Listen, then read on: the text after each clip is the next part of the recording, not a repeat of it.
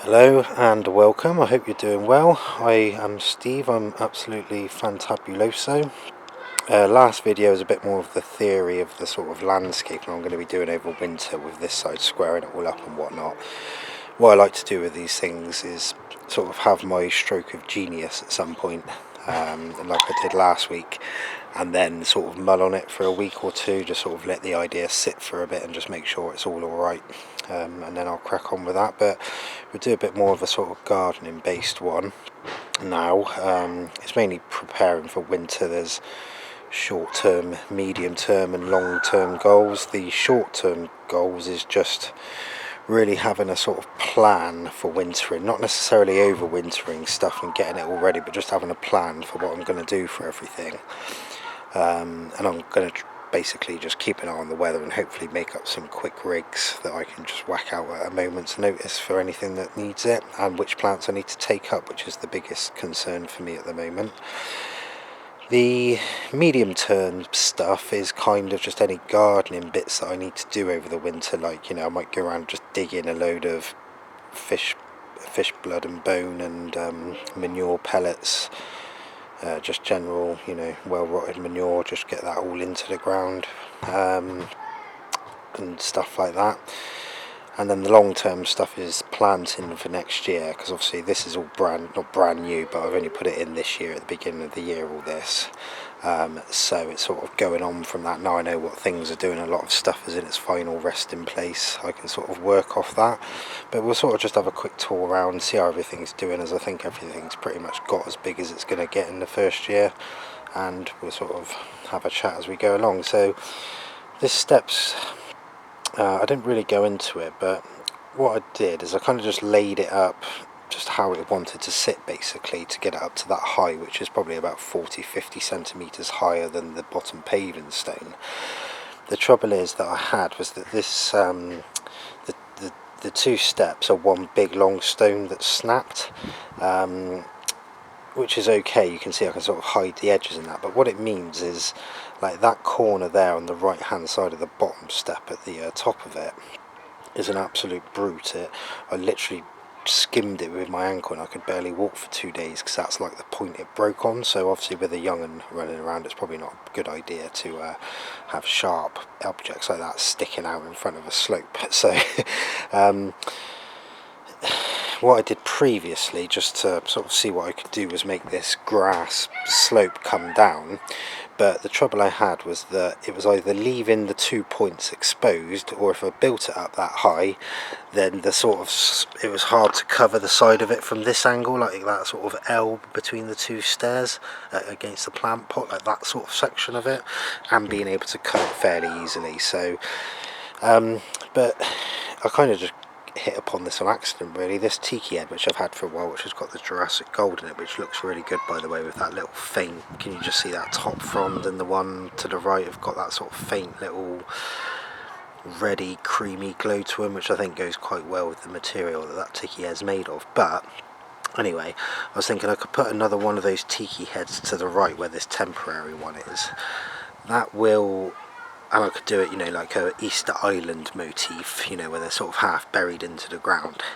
And then what that'll do, because the thickness of that pot is the distance between the 2 points, they'll be hidden. They won't need covering from this side, the left hand side, and on the right hand side I'll be able to do a slope and just make it quite steep. The top of it will be at the back of his head at the top, and then the front of it will end up down by his chin, and I might get away with that. But it's another one I'm mulling over until I go to do it. Then I'll just sort of sit thinking on it. This Arato I got a week or two ago is doing okay. You can see all the fronds are shooting out towards us, but he looks nice and healthy already, so that's good.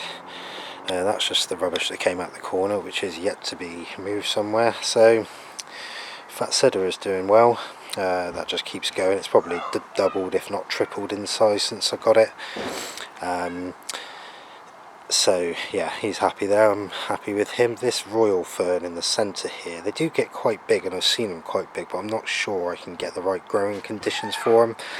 I'm going to have a think on it and see if I need to put them out the front into the totally not rejected fern garden out the front. But yeah, so he's basically place warming for a bigger tree fern than that one there, probably the next level up. So the trunk of the one that will go where that royal fern is will come to about the height of the top of those leaves, fronds of that one, and then that means the fronds for the bigger one should sort of cover that top half of the fence for a lot of it, so that should look quite good. This Dryoptys Wallichiana has sort of settled down now.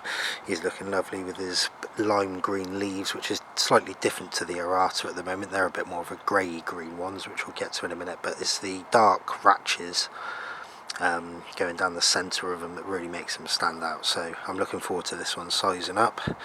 There's probably the last plant I'll get this year will be another one of them, and when that dahlia is done I'll put in the equivalent distance to that one there, so it looks good from the house.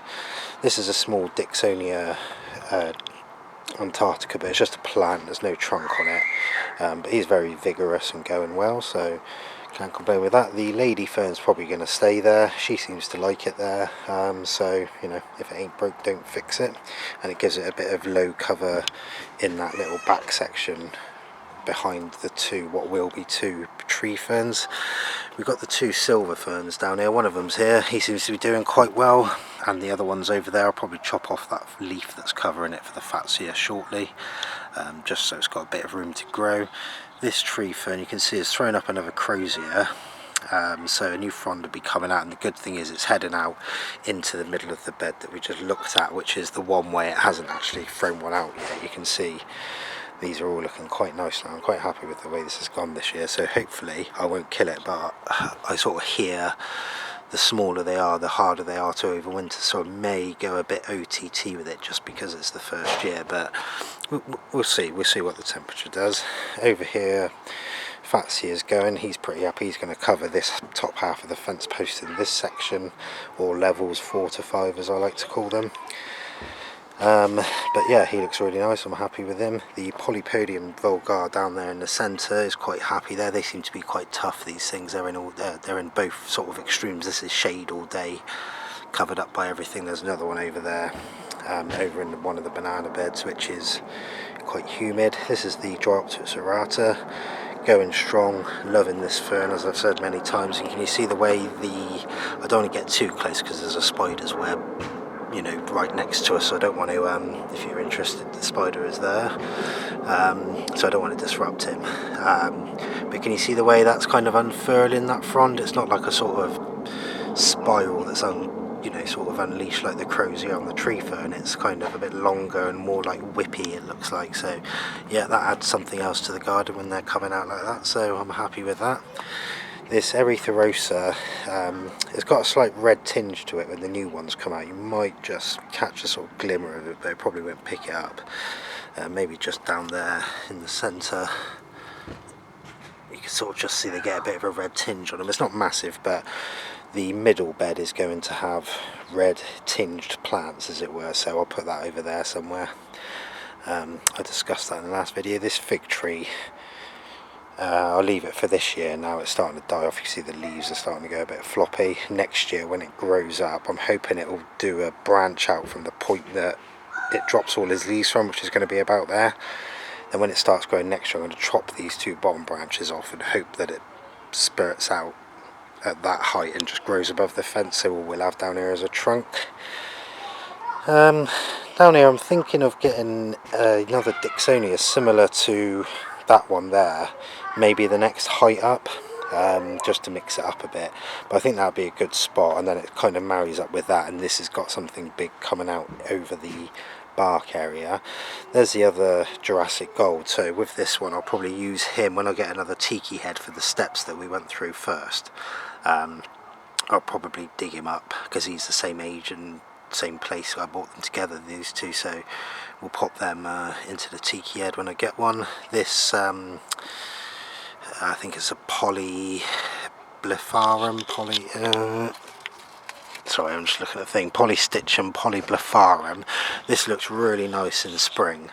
That was its time to shine, and then it's just gradually dying off, so I think it's deciduous, but we'll leave it, see how it does, and then I'll find a spot for him. This Fatsia it's growing a little bit differently to that one. You can see the leaves are more sort of like your hands cupped upright, whereas those are a bit more sort of out there and a bit glossier. But I'm hoping that I haven't got some weird variant of it. I might have. It's not the end of the world even if so. I quite like the stems on it, if you want to call it that, or the trunk. And I'm hoping that now it's in shade rather than sun where it was growing, it might go a bit different and a bit darker. This is the Polystichum setiferum Herrenhausen. This looks really nice. This looks kind of, it's one of those 7 out of 10 ferns, but 7 out of 10 all the time. So not a bad little filler, that one. He's getting quite big, starting to creep over the bark, which is what I want, so we'll leave him there. There's another royal fern. This is a bigger one, but yeah, like I said, I don't think I can replicate the conditions they like very well. None of those two have done much. I think they like wet conditions and full sun. They're deciduous as well, so I'm not too worried. This ostrich feather fern here, it's quite weird actually, because that's been there for a while, and if we look down here we can see we've got this little bit growing out right next to the edging. I don't know what happened there. Maybe, I don't know, the sort of things crept or something, but I don't see why that's grown there when that's only been there for about 6 months. So yeah, there's this little slug hiding place down there, the cheeky bugger. So this Scheffler Taiwaniana is one of the first that I'm having wintering questions about. When I say wintering questions, the question is, do I pull it up or not? It is getting a more woody. The trunk is probably, I say, the woody part of the stem is probably about 4 or 5 inches now, so and the rest of it looks like it's sort of got that tinge to it, that it's going that way, so I guess it depends on the weather. I may just cover it if it gets particularly cold, make up a rig for it, and just, you know, so I can come out and slap it around it. But we'll see what the weather does that. But this thing looks fantastic, especially at night, because the leaves are really glossy and they sort of pick up the shimmer of the light and that. So that's quite interesting, because I was thinking, because this is halfway across this span of the octagon, I was thinking of maybe putting a light in here, so if they look good in the light, that could be a good thing to do. This climbing hydrangea, which I got last week or the week before, Pilostagia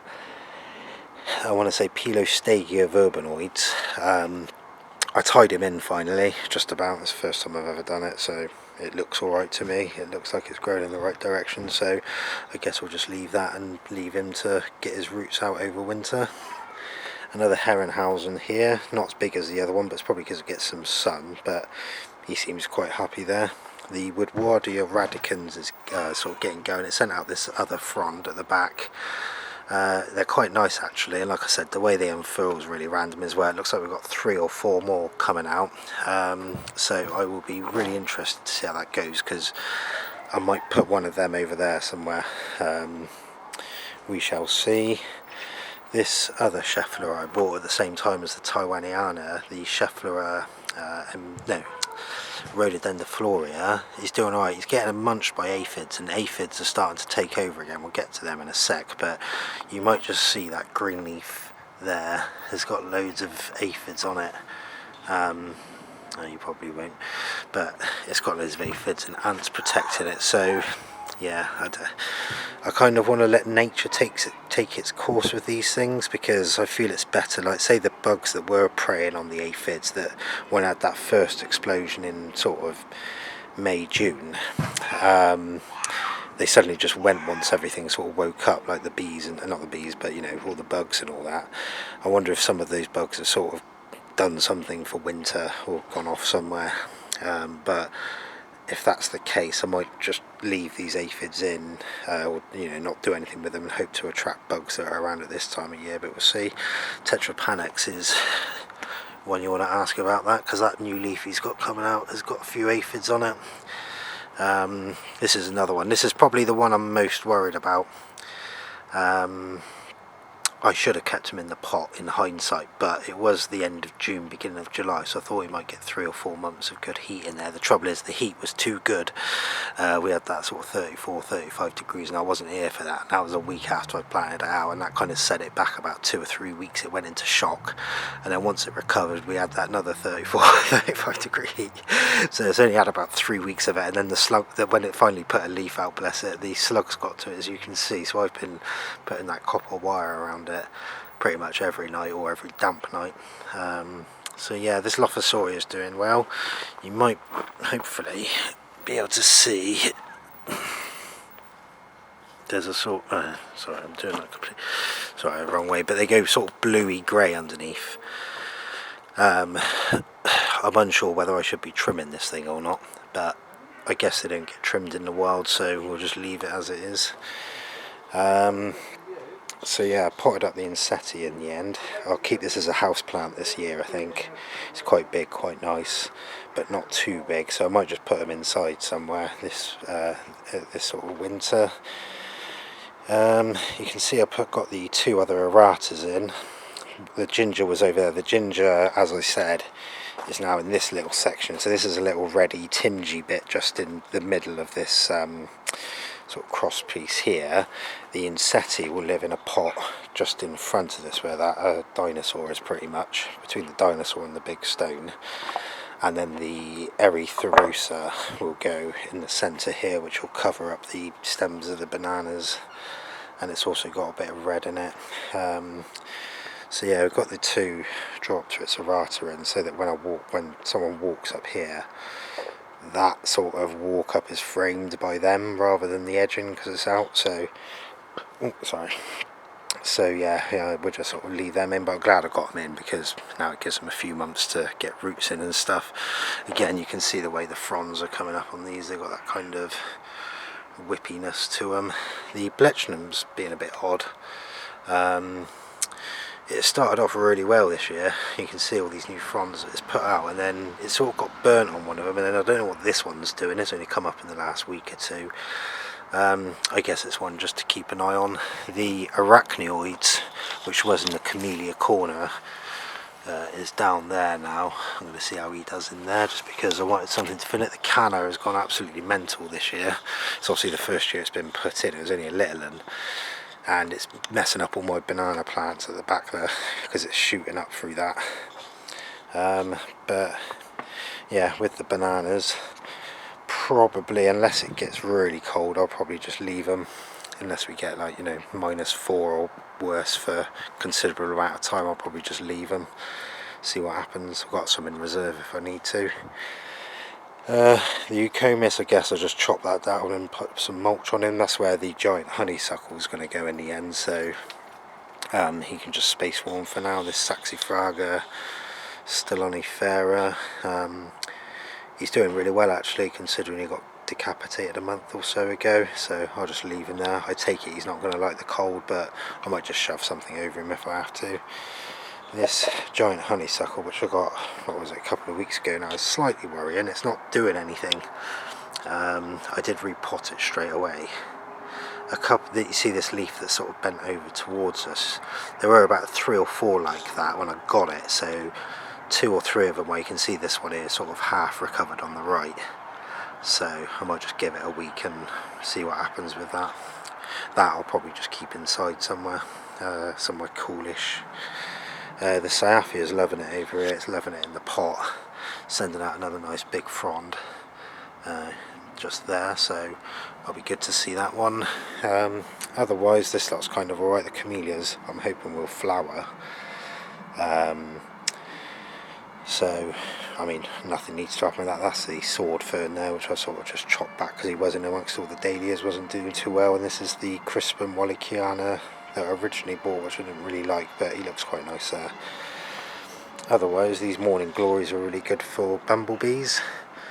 I've been attracting a lot of bumblebees with these. The other one hasn't actually flowered yet, so he might be going pretty soon. But other than that, yeah, it's just a bit of mincing around, mainly the T-Rex and this giant honeysuckle. They're my major concerns. Minor concerns are the Schefflera, Taiwaniana and obviously the tree fern.